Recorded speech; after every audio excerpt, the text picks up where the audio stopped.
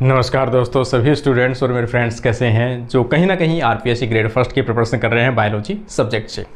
तो कल अपन ने देखा था खास तौर से एक पर्टिकुलर टॉपिक को लेके जो अपना था एम्ब्रियोलॉजी या ह्यूमन रिप्रोडक्टिव बायोलॉजी जो कह सकते हैं अपन, उसके रिगार्डिंग आपके सिलेबस में मेंशन है और उससे रिलेटेड लगभग 10 से 12 क्वेश्चन जो है वो हमेशा आपके क्वेश्चन पेपर के अंदर पूछे जाते हैं। आज अपन पेपर जो है वो देखते हैं 2022 के अंदर जो आरपीएससी का एग्ज़ाम हुआ था बायोलॉजी आरपीएससी ग्रेड फर्स्ट का, उसके अंदर जो भी क्वेश्चंस आए हैं उनके रिगार्डिंग इंपॉर्टेंट जो भी ऐसे क्वेश्चंस हैं जो हर बार किसी न किसी एग्जाम में आपके रिपीट हुए हैं उनके रिगार्डिंग आज अपन थोड़ा सा क्वेश्चन देख लेते हैं। यहाँ पे जैसे पहला क्वेश्चन यहाँ पे दिया हुआ है, question number first, motor cells are found in which upper epidermis, है ना। मोटर सेल्स जो होती है अपर एपिडर्मिस में कुछ इस प्रकार जैसे अपन देखेंगे यहाँ पे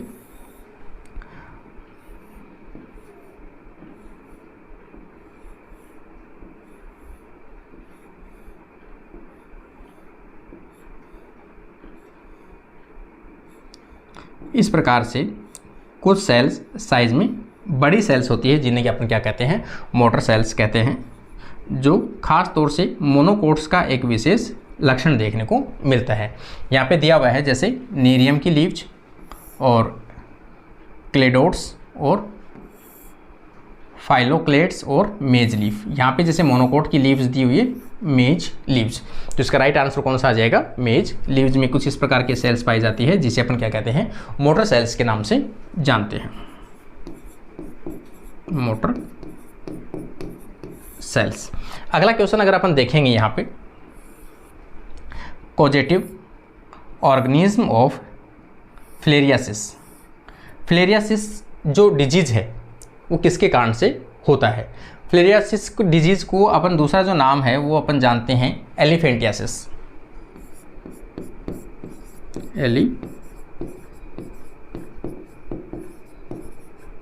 एलिफेंटियासिस को हिंदी में कई बार कहा जाता है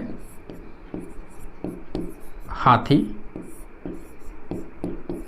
पांव रोग। इसे क्या कहा जाता है, हाथी पांव रोग कहा जाता है, जो खास तौर से किसके द्वारा किया जाता है ये सबसे इंपॉर्टेंट है। तो यहाँ पे इसका डायरेक्ट अगर आप देखोगे तो ये वाउचरेरिया और बैंक्रॉफ्टी, ठीक है ना, वाउचरेरिया बैंक्रॉफ्टी के द्वारा किया जाने वाला एक रोग होता है, ठीक है। तो इसका ये इंपॉर्टेंट है, सबसे थोड़ा सा ध्यान में रख लेना।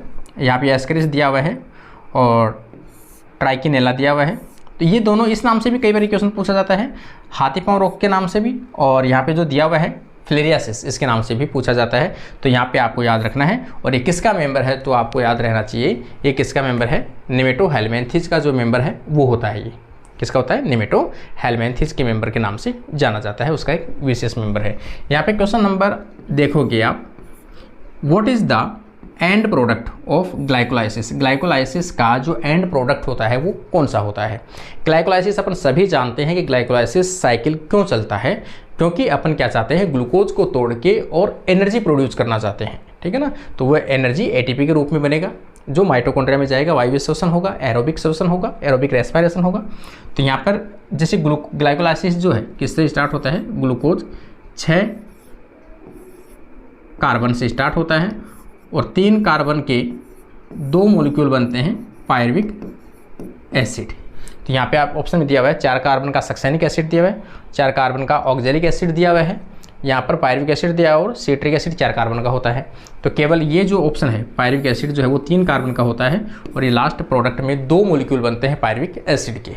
पायरुविक एसिड आगे कहाँ जाएगा वो डिपेंड करता है कि वो वायवीय श्वसन है या अवायवीय श्वसन है। अगर अवायवीय श्वसन होगा, ऑक्सीजन प्रेजेंट नहीं होगी तो फर्मेंटेशन होगा और अल्कोहल का प्रोडक्शन होगा, एटीपी का प्रोडक्शन नहीं होगा। यदि वायवीय श्वसन है, ऑक्सीजन अगर इसको मिलता है आगे, तो कहाँ जाएगा, ये माइटोकॉन्ड्रिया में जाएगा और माइटोकॉन्ड्रिया में जाके क्रेब्स साइकिल चलाएगा। क्रेब्स साइकिल के अंदर हाई एनर्जेटिक जो मॉलिक्यूल होते हैं एफएडी और NADH2, ठीक है ना, FADH2 और NADH2 जो बनते हैं वो किस में जाते हैं, ETS साइकिल में जाते हैं, और वहाँ पे क्या प्रोड्यूस करते हैं, ATP का प्रोडक्शन करते हैं, जो अपने को एनर्जी प्रोड्यूस देते हैं या एनर्जी देते हैं। तो ये आगे पाथवे डिपेंड करता है। आगे अपन देखेंगे the systemic arrangement of taxa. Taxa का जो अरेंजमेंट आप करते हो सिस्टेमिक, बढ़ते हुए क्रम मतलब घटते हुए क्रम में अपन कह सकते हैं। सबसे लोवेस्ट सबसे स्मॉल जो टेक्सा होता है उसे अपन क्या कहते हैं, स्पीसीज कहते हैं। सबसे ऊपर की तरफ आप देखोगे तो यहाँ पे आ जाएगा किंगडम, ठीक है ना, सबसे बड़ा जो होता है। तो यहाँ पे आप उनको अरेंज कर रहे हो तो उन्हें अपन क्या कहेंगे, हायरार्की के नाम से जाना जाता है।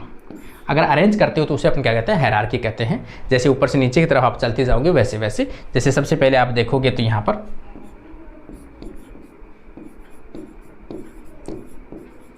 किंगडम, किंगडम से नीचे डिवीजन या फाइलम, फाइलम के नीचे आप देखोगे क्लास, क्लास के नीचे देखोगे ऑर्डर, ऑर्डर के नीचे देखोगे फैमिली, फैमिली के नीचे देखोगे जीनस, जीनस के नीचे देखोगे स्पीशीज। इस प्रकार से हायरार्की जो है वो अरेंजमेंट किया जाता है। टैक्सॉन किसे कहते हैं, कोई भी सिमिलर ग्रुप वाले जो ऑर्गेनिज्म होते हैं, सिमिलर लक्षण वाले जो ऑर्गेनिज्म का ग्रुप होता है उसे अपन क्या कहते हैं, टैक्सॉन कहते हैं अकॉर्डिंग टू क्लासिफिकेशन। ठीक है, आगे अपन देखें यहाँ पे अगला क्वेश्चन। अगर अपन यहाँ पे देखेंगे, name the technique which is used enhance the self life of tomato. Tomato की स्वयं की जो लाइफ है कि वो जल्दी से सड़ जाते हैं, उनकी लाइफ को बढ़ाने के लिए यहाँ पे दिया हुआ कौन सी टेक्निक यूज में आती है, तो उसे अपन कहते हैं एंटीसेंस टेक्नोलॉजी। ठीक है ना, एंटीसेंस टेक्नोलॉजी मैं कई बार पढ़ा चुका हूँ आप लोगों को वैसे भी कि एंटीसेंस टेक्नोलॉजी किसे कहते हैं। कोई भी जो जीन होता है, जैसे मान लो कि टोमेटो जो है वो उसका सड़ना किसी एक एंजाइम पे डिपेंड करता है जिसे पॉलीग्लेक्ट यूरोनेज के नाम से अपन जानते हैं।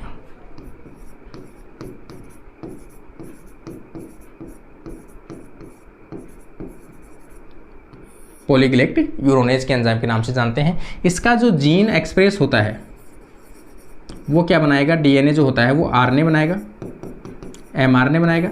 इस एमआरएनए के अगेंस्ट में, जैसे ये एमआरएनए का मॉलिक्यूल बना है, इस एमआरएनए के अगेंस्ट में इसके जस्ट ऑपोजिट अगर आप आरएनए डाल देते हो और वो जाके इसकी कॉम्प्लीमेंट्री बेस पेयरिंग कर लेता है इस प्रकार से, तो ये क्या हो गया, डबल स्टैंडर्ड आरएनए बन गया। ये जो एमआरएनए है जो एक्सप्रेस होने वाला था वो अब एक्सप्रेस नहीं होगा और इसे क्या कर दिया जाएगा, डिग्रेड कर दिया जाएगा। इसका मतलब अब वो प्रोडक्ट नहीं बनेगा। कौन सा प्रोडक्ट, पॉलीग्लेक्ट यूरोनेज। अब ये नहीं बनेगा, इसका मतलब टमाटर अब सड़ेंगे नहीं। तो इसके विपरीत जो जीन है जिसको आप साइलेंट करना चाहते हो, उसका एमआरएनए के जस्ट ऑपोजिट एक एंटीसेंस आरएनए लगाना होगा वहाँ पे, उसके साथ में कॉम्प्लीमेंट्री करवाना होगा, तो जिसके कारण से डबल स्टैंडर्ड आरएनए का निर्माण होगा और उसे क्या किया जाएगा, डिग्रेड कर दिया जाएगा और जीन है वो एक्सप्रेस नहीं होगा, जिसे अपन क्या कहते हैं, जीन साइलेंसिंग के नाम से जानते हैं। इसे क्या कहते हैं, जीन साइलेंसिंग के नाम से जानते हैं। और इस टेक्निक को क्या कहते हैं, एंटीसेंस टेक्नोलॉजी के नाम से जानते हैं, जो टोमेटो के लाइफ को बढ़ाने के लिए यूज़ में लिया गया था। और इस प्रकार के जो टोमेटो हैं जिसके अंदर ये टेक्निक यूज़ में ली गई उसे क्या कहते हैं, फ्लेवर सावर टोमेटो। इस प्रकार के टोमेटो क्या कहते हैं, फ्लेवर सावर टोमेटो के नाम से जानते हैं, जो हर बार ये क्वेश्चन कहीं ना कहीं आपको एग्जाम में मिल ही जाएगा। यहाँ पे अपन देखेंगे, cell line obtained from human fetal lungs. Human fetal lungs fibroblast is called, कि जो सेल लाइन है मतलब इनसे बनाई गई सेल लाइन, सेल लाइन किसे कहते हैं, कोई भी एक सेल है। या फिर अपन कह सकते हैं, जैसे मान लो कि यहाँ पे आप देखोगे कि आपके पास में ये कोई एक ऑर्गन है इस प्रकार से, और इस ऑर्गन की प्रत्येक जो पार्ट होता है वो अलग अलग सेल से यदि बना हुआ है। यहाँ पे अपन देखेंगे इस प्रकार से 1 2 3 4 5 6 7 और 8 से, तो इनका कल्चर आप इस पेट्री प्लेट में करोगे, सेकंड का कल्चर इस पेट्री प्लेट में करोगे, थर्ड का इस पेट्री प्लेट में करोगे और चौथे का इस पेट्री प्लेट में करोगे। इस प्रकार से अपन क्या करेंगे, कल्चर करेंगे और इस प्रकार से लगातार यदि कल्चर करते हैं अपन तो उसे अपन क्या कहते हैं, सेल लाइन के नाम से जानते हैं। कि जब भी किसी भी पर्टिकुलर सेल की आवश्यकता आपको पड़ेगी तो उस पेट्री प्लेट से आप वहाँ से वो सेल को कलेक्ट कर सकते हो। ठीक है ना, तो ये क्या होती है, सेल लाइन होती है। और ये सेल लाइन कहाँ से बनी है, तो ह्यूमन फीटल लंग्स फाइब्रोब्लास्ट से बनी हुई है। तो वो कौन सी होती है, तो MRC5 होती है। ऐसे क्वेश्चन हालांकि रेयर पूछे जाते हैं, ये क्वेश्चन इसमें पूछा गया। इससे पहले कोई पेपर उठा के देखो तो इस प्रकार के क्वेश्चन नहीं पूछे गए हैं। आगे यहाँ पे आप देखोगे question number 8, A bacterium survive on organic molecule, किसी भी ऑर्गेनिक मॉलिक्यूल के ऊपर कोई बैक्टीरिया जीवित है, सिंथेसाइज्ड बाय अदर ऑर्गेनिज्म, ठीक है ना, कोई दूसरे ऑर्गेनिज्म के द्वारा सिंथेसिस ऑर्गेनिक मटेरियल के ऊपर वो जीवित है। It relies on both carbon and energy sources, which term is most appropriate for this bacterium. यहाँ पे आप देखोगे हिंदी में इसको, एक जीवाणु अन्य जीवों द्वारा संश्लेषित कार्बनिक अणुओं पर जीवित रहता है। इसका मतलब कैसा है, वो हेटेरोट्रोपिक तो हो गया क्योंकि सिंथेसिस कोई और कर रहा है, यूज कोई और ले रहा है, तो उसे अपन क्या बोलते हैं, विषमपोषी बोलते हैं या हेटेरोट्रोपिक बोलते हैं। ये इन अणुओं पर कार्बन एवं ऊर्जा दोनों स्रोतों के लिए निर्भर होता है। इस जीवाणु के लिए उपयुक्त पद है तो वो किस प्रकार के है, तो यहाँ पर आप देखोगे फोटोट्रोपिक तो वो है नहीं क्योंकि फोटोसिंथेसिस तो वो कर ही नहीं रहा है। दूसरा कीमो ऑटोट्रोपिक भी नहीं है क्योंकि वो अपना भोजन स्वयं केमिकल से बना ही नहीं रहा है, ठीक है ना। अगर वो इन ऑर्गेनिक केमिकल को यूज में लेते हुए अगर अपना भोजन बनाए तो वो उसे क्या कहेंगे, कीमो ऑटोट्रोपिक्स कहते हैं, ये भी नहीं है। फोटो हेटेरोट्रोपिक्स, इसका मतलब वो सनलाइट की प्रेजेंस में विषमपोषी, ऐसा कुछ भी नहीं है कि वो कुछ कर रहा हो मेहनत। कीमो हेटेरोट्रोपिक वो क्या है, केमिकल हेटेरोट्रोपिक है, डायरेक्ट वो केमिकल के ऊपर डिपेंड करता है कि उसको क्या चाहिए, ऑर्गेनिक मटेरियल चाहिए होता है, तो उसे अपन क्या कहते हैं, कीमो हेटेरोट्रोपिक के नाम से जानते हैं। क्यों, क्योंकि बनाया किसी और ने है, केमिकल ऑर्गेनिक मटेरियल किसी और ने बनाया है, इसने डायरेक्ट यूज में लिया है, तो है हेटेरोट्रोपिक। और किस पे डिपेंड है, डायरेक्ट केमिकल और ऊर्जा के ऊपर डिपेंड है। तो इसका राइट आंसर कौन सा आ जाएगा, डी ऑप्शन इसका राइट आंसर होगा। Question number 5, about 70% of total global carbon का कितना, 70% is found in one of the following. 70% जो कार्बन है पूरी दुनिया का वो कहाँ पे प्रेजेंट होता है, इसका मतलब कहीं ना कहीं वो डिपॉजिट रहता है, ठीक है ना। तो अपन यहाँ पे देखेंगे डिपॉजिट के रूप में सबसे बड़ा जो है इस पृथ्वी के ऊपर क्या होते हैं, सागर महासागर होते हैं, इसलिए यहाँ पे ऑप्शन दिया हुआ है ocean, forest, grassland, agriculture, ecosystem. इसका मतलब सबसे ज़्यादा जो कार्बन प्रिजर्व है या प्रेजेंट है वो किसके अंदर है, जो होते हैं समुद्र होते हैं, महासागर होते हैं, उनके अंदर 70% जो कार्बन है वहाँ पर प्रिजर्व है, मतलब वहाँ पर जमा हुआ है वो, ठीक है ना। तो इसका राइट आंसर होगा। अगला क्वेश्चन अगर आप देखोगे 9 number, what type of microscopy, किसका क्वेश्चन है ये, टेक्निक्स के क्वेश्चन यूनिट नंबर 3 से पूछा गया है। what type of microscopy would you use if you want to get topographical 3D structure. आप कोई भी सरफेस है, ठीक है ना, कोई भी आपके पास में एक सरफेस है कुछ इस प्रकार की, और आप इसकी क्या देखना चाहते हो, बारीकी स्टडी करना चाहते हो, उसकी मॉर्फोलॉजी की स्टडी करना चाहते हो, आउटर सरफेस की स्टडी करना चाहते हो, और उसकी 3D इमेज बनाना चाहते हो। तो 3D इमेज बनाने के लिए इलेक्ट्रोफोरेसिस, जहाँ मतलब अपन कह सकते हैं इलेक्ट्रॉन माइक्रोस्कोपी यूज में लिया जाता है। इलेक्ट्रॉन माइक्रोस्कोप में 2 प्रकार के होते हैं, एक टैम और एक सैम, ट्रांसमिशन इलेक्ट्रॉन माइक्रोस्कोपी, और एक है scanning electron microscopy. Scanning electron microscopy जो होता है वो सरफेस को स्कैन करता है और उसकी 3D इमेज है वो डेवलप करता है। तो इसका राइट आंसर कौन सा आ जाएगा, कैम। यहाँ पर आप कह सकते हैं एक तो टैम है और एक है स्कैनिंग इलेक्ट्रॉन माइक्रोस्कोप, सैम। तो इसका राइट आंसर होगा 3D इमेज बनाने के लिए। यहाँ पे दिया हुआ है light microscopy, fluorescence microscopy, scanning electron microscopy. अगर ये ऑप्शन आपको मिला है तो राइट आंसर कौन सा होगा इसका, सी ऑप्शन इसका राइट होगा, कि जो सैम होता है वो 3D इमेज करता है, 3D इमेज डेवलप करता है, जबकि जो टैम है वो किसी भी स्पेसिमेन की इंटरनल स्टडी, उसकी एनाटॉमिकल स्टडी के लिए रेस्पॉन्सिबल होता है, और वो कैसी इमेज डेवलप करता है, तो वो 2D इमेज के लिए क्या होता है, जिम्मेदार या रेस्पॉन्सिबल होता है, जो 2D इमेज डेवलप करता है, जबकि सैम है वो 3D इमेज डेवलप करता है। और इसमें पूछा गया है 3D इमेज डेवलप करने वाला, तो स्कैनिंग इलेक्ट्रॉन माइक्रोस्कोपी इसका बेस्ट आंसर होगा। अगला क्वेश्चन अपन देखेंगे यहाँ पे, in which cell organelle DNA is not present.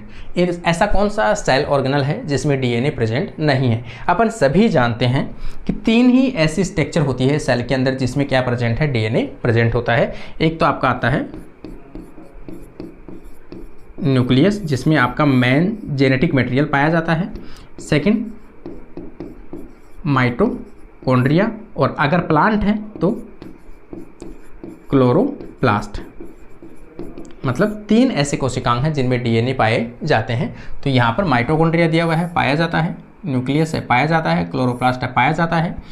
Golgi apparatus ऐसा है जिसके अंदर डीएनए जैसी स्ट्रक्चर नहीं पाई जाती है। मतलब आप देखोगे कि जब ये पेपर सोल्व करते हो आप आरपीएससी ग्रेड फर्स्ट का, जिस कैंडिडेट ने सच्चे मन से मेहनत की है, जो मेथड मैं आपको टाइम टू टाइम बता रहा हूँ, अगर आपने सच में उस मेथड से उसी तरीके को अगर आपने फॉलो किया है और आपने पढ़ाई की है, आपने एमसीक्यू सोल्व किए हैं, तो आपको लगेगा कि सर ये पेपर का लेवल है वो तो काफ़ी अच्छा है।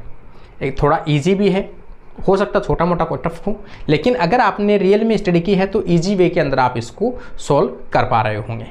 ठीक है, अगला अगर अपन देखेंगे यहाँ पे क्वेश्चन नंबर 11 है, ड्यूरिंग सिम्बायोटिक नाइट्रोजन फिक्सेशन, है ना, how many mole of ATP are required to fix 1 mole of nitrogen. एक नाइट्रोजन मोल को फिक्सेशन करने के लिए, इसका मतलब अपन कह सकते हैं कि जो नाइट्रोजन है इसे अपन ऐसे लिखें N ट्रिपल बॉन्ड N, ये होता है नाइट्रोजन। अब ये जो 2 अगर N है तो यहाँ पे किस में कन्वर्ट होंगे, ये 2 मोलिक्यूल NH3 इसमें कन्वर्ट होंगे। अमोनिया के कितने मोलिक्यूल बनाएंगे, 2 मोलिक्यूल बनाते हैं ये। ठीक है, इसका मतलब यहाँ पे देखेंगे कि पूरा जो इसका फिक्सेशन कर रहा है नाइट्रोजन का, किसके अंदर, 2 अमोनिया के मोलिक्यूल के अंदर, तो इसमें 16 एटीपी जो है वो कितने यूज में आती है, 16 एटीपी यूज में आती है, ये बनी। और एंजाइम आता है नाइट्रोजिनेज एंजाइम, खास तौर से नाइट्रोजन फिक्सेसिंग बैक्टीरिया के अंदर पाया जाता है। तो यहाँ पे अपन देखेंगे इसमें डी ऑप्शन में दिया हुआ है 16 एटीपी, तो इसका राइट आंसर कौन सा आ जाएगा, डी ऑप्शन इसका राइट आंसर होगा। यहाँ पे आप देखोगे which of the following types require pollinator but result is genetically similar to autogamy. ठीक है ना, मतलब पोलिनेशन होने के लिए किसी बाहरी फैक्टर की आवश्यकता भी पड़ती हो, फिर भी जब प्रोडक्ट बनता है या अगली प्रोजेनी या बीज बनता है या सीड बनता है, वो कैसा होता है, अपने पेरेंट के सिमिलर होता है। इसका मतलब सीधी सी बात है कि कोई एक प्लांट है, यहाँ पे एक प्लांट है और एक ही प्लांट पे क्या है, यहाँ पे मेल पार्ट है और यहाँ पे फीमेल पार्ट है, ये कह सकते हैं अपन। ठीक है ना, और यहाँ पे दूसरा फ्लावर है एक ही प्लांट के ऊपर, यहाँ पे मेल पार्ट है, यहाँ पे फीमेल और ये मेल पार्ट है। अब इनमें देखो यहाँ से यहाँ तक पोलिनेशन पहुँचने के लिए किसकी आवश्यकता है, पोलिनेटर, किसी भी एजेंट की आवश्यकता पड़ती है। लेकिन है कैसा, सेल्फ पोलिनेशन है ये। क्यों, एक ही प्लांट के ऊपर ये फ्लावर है, इसी प्लांट के ऊपर ये फ्लावर है, और एक प्लांट में यदि पोलिनेशन होता है तो किस प्रकार का, क्या कहते हैं अपन उसे, सेल्फ पोलिनेशन नाम से जानते हैं। तभी इनका जो प्रोडक्ट बनेगा, जब ये इसके ऊपर गिरेगा, पोलन ग्रेन जो है वो इस स्टिग्मा के ऊपर आके गिरेगा, इससे जो सीड बनेगा वो कैसा होगा, अपने पेरेंट के समान होगा। क्यों, क्योंकि इसमें वेरिएशन आए ही नहीं है, दूसरे प्लांट से आए नहीं, इसी प्लांट का है ये। तो ये किस प्रकार का है, ये है अपना सेल्फ पोलिनेशन का टाइप है। अब यहाँ पे देखोगे जिटेनोगेमी एक दिया हुआ है, जीनोगेमी का तो मतलब होता है कोई भी दूसरे प्लांट से आके गिरना, और एक क्लेस्टोगेमी होता है जो हमेशा सेल्फ पोलिनेशन, मतलब ऐसे फ्लावर जो कभी ओपन नहीं होते हो, ये हमेशा कैसे होते हैं, बंद होते हैं, और इनके अंदर जो मेल और फीमेल पार्ट है वो इस प्रकार से बंद रहते हैं, और ये इन्हीं में इनके ऊपर जो परागकण है वो उसी स्टिग्मा के ऊपर आके गिरते हैं। तो ये तो क्या कहलाते हैं, बंद प्रकार के। क्लेस्टोगेमी जो होता है वो हमेशा बंद प्रकार का होता है, सेल्फ पोलिनेशन होता है। ये हमेशा कैसा होता है, क्रॉस पोलिनेशन होता है।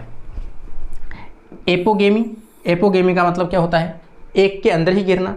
और यहाँ पर जो जिटेनोगेमी है, जिटेनोगेमी का मतलब होता है जब एक ही प्लांट के ऊपर 2 फ्लावर हो और दोनों के बीच में कैसा हो, क्रॉस पोलिनेशन हो। और टाइप किसका है ये, सेल्फ पोलिनेशन का। तो इसका राइट आंसर कौन सा होगा, इस डेफिनेशन के अकॉर्डिंग, इस क्वेश्चन के अकॉर्डिंग इसका राइट आंसर आ जाएगा जिटेनोगेमी। तो इसका राइट आंसर होगा ए ऑप्शन। यहाँ पे क्वेश्चन नंबर अगर अपन देखेंगे 15, there one sacrifice its own reproductive prevalence to promote reproduction in another related individual is called। कि कोई भी एक व्यक्ति, एक प्राणी, एक ऐसा जीव है जो अपना रिप्रोडक्टिव का फ़ायदा ना देखते हुए अपने परिवार के किसी सदस्य में ऐसा सोचे कि मुझे इनकी प्रोटेक्शन करनी है, चाहे मुझे अपने आप को सेक्रीफाइस करना पड़े, मुझे अपने आप को मारना पड़े, लेकिन मैं अपने परिवार की प्रोटेक्शन करूँगा तो भी मेरे 50% जो जीन है वो कहीं ना कहीं अगली पीढ़ी में पास होंगे। तो ऐसे जो जीव होते हैं, जब कोई प्राणी अन्य संबंधित प्राणी में प्रजनन को बढ़ावा देने के लिए कि आप जो है वो प्रजनन करो, मैं आपकी प्रोटेक्शन करता हूँ, प्रजनन बढ़ाने के लिए स्वयं के प्रजनन विशेषाधिकारों का त्याग करता है, वो खुद के जो अधिकार है वो कर सकता है वहाँ पर मैटिंग, लेकिन नहीं कर रहा है, उनको मौका दे रहा है, तो खुद को क्या कर रहा है, सेक्रीफाइस कर रहा है, तो इसे क्या कहा जाता है। तो यहाँ पर ऑप्शन देखोगे आप, रेसिप्रोकेशन, यू सोशियलिटी, कोऑपरेटिव ब्रॉड और सेल्फिशनेस। तो यहाँ पर यू सोशियलिटी ऑप्शन के अकॉर्डिंग जो राइट आंसर वो कौन सा है, यू सोशियलिटी है, कि वो कैसी है, सामाजिक, वो क्या कर रहा है, एक अपना फर्ज निभा रहा है, ठीक है ना, सामाजिक अपना क्या फर्ज निभा रहा है कि हमने, हो सकता है उसने ऐसा किया हो कि हम आज भी रिप्रोड्यूस कर सकते हैं, मेटिंग कर सकते हैं, लेकिन हमने हमारी लाइफ जो है वो जी ली है, अब आप लोगों को मौका देते हैं कि अब आगे आप वंश को बढ़ाया जाए और हम आपकी प्रोटेक्शन करते हैं, तो खुद को क्या करते हैं, वो सेक्रीफाइस करते हैं। तो वो उनकी सुसामाजिकता है, सामाजिकता को बनाए रखने के लिए सुसामाजिकता करते हैं। और यही डेफिनेशन अगर इसमें ऑप्शन जो है ये आता है यहाँ पर एल्ट्रिज्म, तो इसका राइट आंसर कौन सा था, एल्ट्रिज्म बिहेवियर जो होता है उसी का डेफिनेशन है ये, ऐसा बिहेवियर जिसमें क्या कहते हैं उसे एल्ट्रिज्म कहते हैं, ठीक है ना। अगला क्वेश्चन अगर आप देखोगे यहाँ पे अपन देखेंगे 16 number, which among the following is not a flexible learning, इनमें से फ्लेक्सिबल लर्निंग नहीं है, ठीक है ना। फ्लेक्सिबल का तो मतलब क्या होता है कि आपने आज कोई व्यवहार सीखा और उसके बाद में उसमें थोड़ा बहुत चेंज, फेर बदल यदि हो सकता है, उसे फ्लेक्सिबल कहते हैं। एक ऐसा व्यवहार कि आपने अपनी लाइफ में कुछ ऐसे विशेष पीरियड के दौरान आपने ऐसी सबक ली है, एक ऐसा चीज़ आपने ग्रहण किया है, एक ऐसा व्यवहार आपने सीखा है जो पूरी लाइफ आपका चेंज नहीं होता है, उसे क्या कहते हैं, फिक्स कहते हैं। वो फिक्सेटिव बिहेव होता है, उसमें चेंज नहीं हो सकता, जैसे इम्प्रिंटिंग।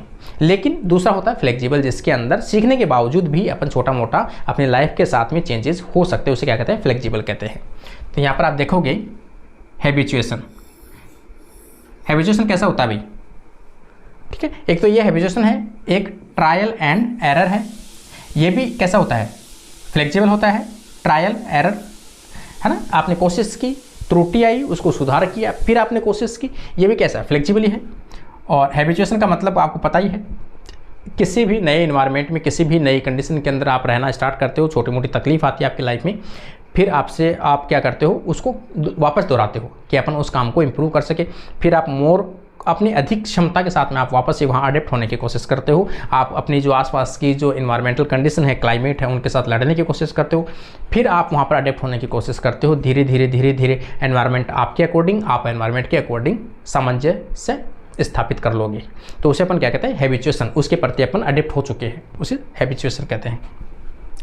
क्लासिकल लर्निंग, ये भी कैसे है, क्लासिकल लर्निंग ये भी ठीक है कि आप क्या कर सकते हो, अलग अलग कंडीशन के अंदर सिखा रहे हो, ठीक है ना। एक मैंने आपको बताया है कि इम्प्रिंटिंग जो होता है वो कैसा होता है कि कोई भी प्राणी अपने ग्रोथ के दौरान, अपने परिवर्धन, अपने डेवलपमेंट के दौरान कोई विशेष एक टाइम पीरियड में ऐसा सीखने को मिलता है कि जो उसकी लाइफ टाइम तक उसके माइंड में प्रिंट हो जाती है वो चीज़, वो उसमें चेंज नहीं होती, उसे अपन क्या कहते हैं, इम्प्रिंटिंग कहते हैं। और इम्प्रिंटिंग का आपको एग्जांपल पता भी है कि आप कोई व्यवहार या कोई भी जानवर जो फर्स्ट टाइम किसी को भी देख लेते हैं, वो हमेशा उसका पीछा करते हैं, उसी को आइडेंटिफाई करते हैं। यदि जैसे मान लो कि एक्सपेरिमेंट किया गया था लॉरेंस के द्वारा कि एक इंक्यूबेटर लिया, इंक्यूबेटर के अंदर जो चूजे के अंडे थे उनको रखा गया और एक मुर्गी के अंडे मुर्गी के पास में रखे गए। मुर्गी वाले अंडे जब बाहर निकले तो उनको सबसे पहले मुर्गी दिखी, तो वो हमेशा मुर्गी का पीछा करते थे। लेकिन जो इंक्यूबेटर के अंदर अंडे जो थे उनका जब हैचिंग हुआ या जो वो बाहर निकले, तब उन्होंने देखा कि जो लॉरेंस थे उन्होंने अपने शूज़ दिखाए केवल, तो वो उनको डेली वो किसको देखते थे, जैसे ही वो उनको दाना पानी डालने के लिए इंक्यूबेटर को ओपन करता था तो उसको शूज़ के कलर दिखाई देते थे, शूज़ दिखाई देता था। तो जब वो बाहर निकली तो सिर्फ उन्होंने किसका पीछा किया, शूज़ का पीछा किया, ना कि किसी पर्सन का। अगर शूज़ कोई दूसरा पर्सन पहन ले तो वो उसके पीछे चलेंगे। इसका मतलब वो किसको देखें, फर्स्ट टाइम उन्होंने उन कलर शूज़ को देखा है और उन शूज़ को उनके माइंड में फीड हो चुका है कि ये ही हमारा करता धरता है और हमें इन्हीं को क्या करना है, फॉलो करना है। तो उसको फॉलो करते हैं और ऐसे व्यवहार जो होते हैं उसे इम्प्रिंटिंग कहते हैं और वो कभी भी चेंज नहीं होते हैं, है ना। और ये नॉट फ्लेक्सिबल, ये नॉट फ्लेक्सिबल, तो राइट आंसर कौन सा आ जाएगा, इम्प्रिंटिंग। ये फ्लेक्सिबल नहीं है, ठीक है। अगला क्वेश्चन अगर अपन जैसे यहाँ पे क्वेश्चन आप देखोगे, ये बात तो हो गया था अपना रेड रस्ट ऑफ टी, ठीक है ना। चाय के अंदर रेड रस्ट डिजीज जो कोज की जाती है वो किसके द्वारा की जाती है, तो अपन कहेंगे एल्गी के द्वारा। हालांकि एल्गी जितने भी होते हैं वो सभी कैसे होते हैं, स्वयंपोषी होते हैं, ऑटोट्रोपिक होते हैं, ऑटोट्रोपिक होते हैं, अपना भोजन स्वयं बनाते हैं क्योंकि इनके अंदर क्लोरोप्लास्ट और क्लोरोफिल मॉलिक्यूल होते हैं, सनलाइट के द्वारा फोटोसिंथेसिस कर सकते हैं। लेकिन फिर भी कुछ एल्गी जो है वो अपवाद स्वरूप कैसे होते हैं, विषमपोषी होते हैं, पैरासाइटिक होते हैं, पैरासाइटिक होते हैं। दूसरे जो प्लांट्स हैं उनके ऊपर ग्रोथ करते हैं, उनके अंदर डिजीज करते हैं, उनसे वो क्या करते हैं, न्यूट्रिशन प्राप्त करते हैं, जैसे सेफेलोयूरोस वायरिसेंस,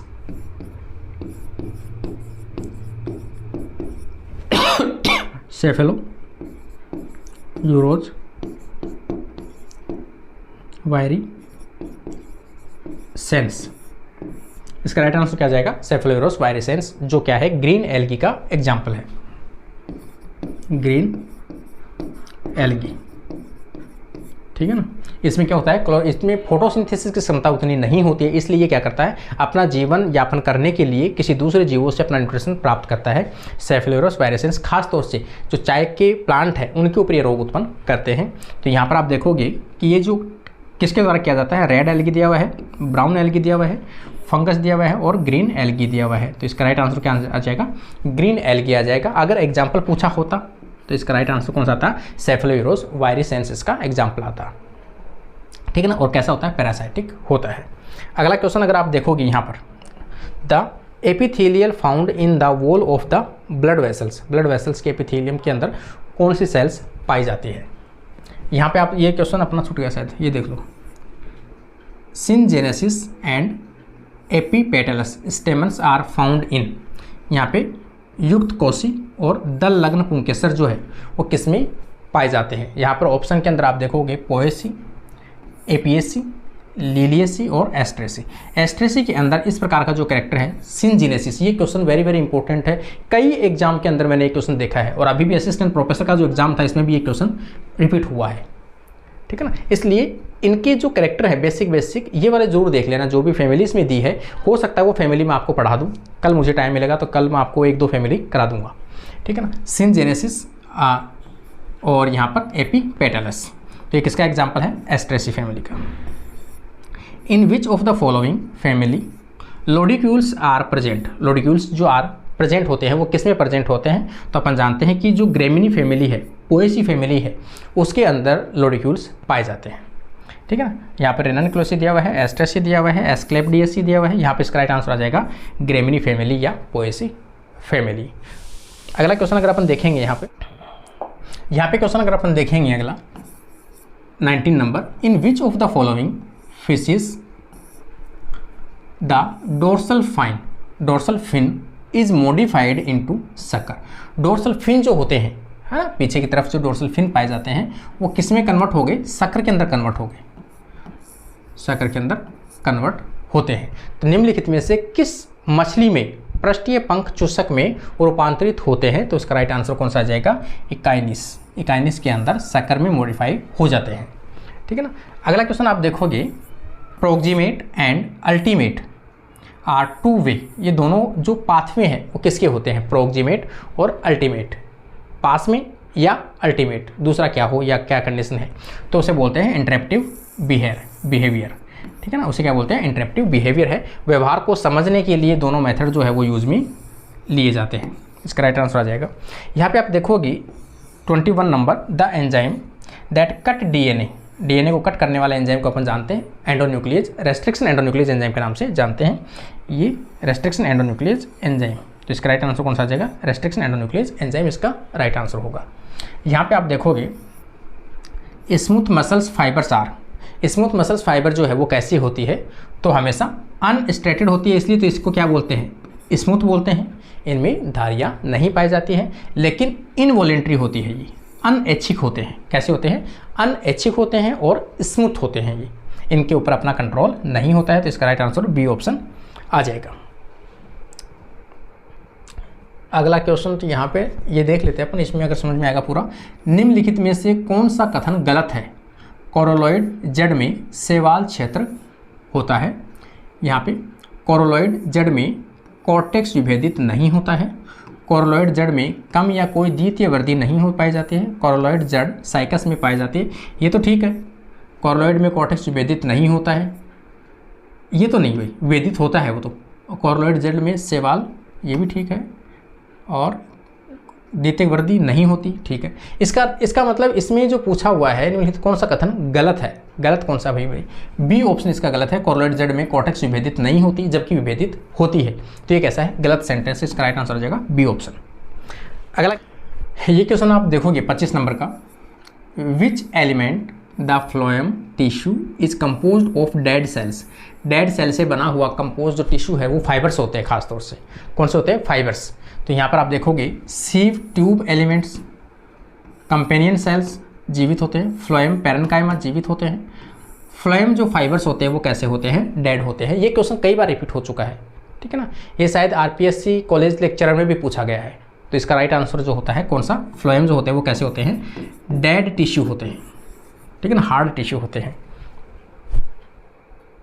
आगे आप देखोगे यहाँ पे which element is related to the input domain of instruction, ये तो आपका उसका आ गया साइकोलॉजी से। द डिग्री ऑफ, तो आज के लिए जो ये 25 क्वेश्चन है मैंने आपके सामने सोल्व किए हैं, और आपको अंदाज लगाना होगा कि आपकी प्रिपरेशन कैसी है और आप लोगों को ये क्वेश्चन किस लेवल के लगे हैं आपको।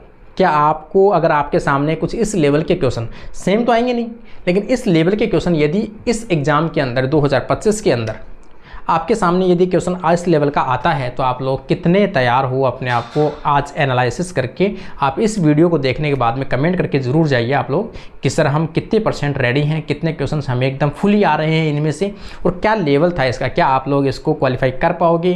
क्वालिफाई कर पाओगे तो मैंने आपको इन्वाइट कर रखा है अपने चैनल के ऊपर कि आप लोगों का इंटरव्यू ज़रूर मैं लूँगा, सभी कैंडिडेट्स का जो भी इस एग्ज़ाम में सक्सेस होगा। मेरा सिर्फ एक ही एम है कि मैं चाहता हूँ कि जितने कैंडिडेट हो सकते हैं वो इस एग्ज़ाम में सक्सेस हो, क्लियर हो, अपने माता पिता का नाम रोशन करें और अपनी लाइफ में हमेशा ऊंचाइयाँ छुएं। तो आज के लिए अपनी क्लास यहीं कंप्लीट होती है। Thank you guys.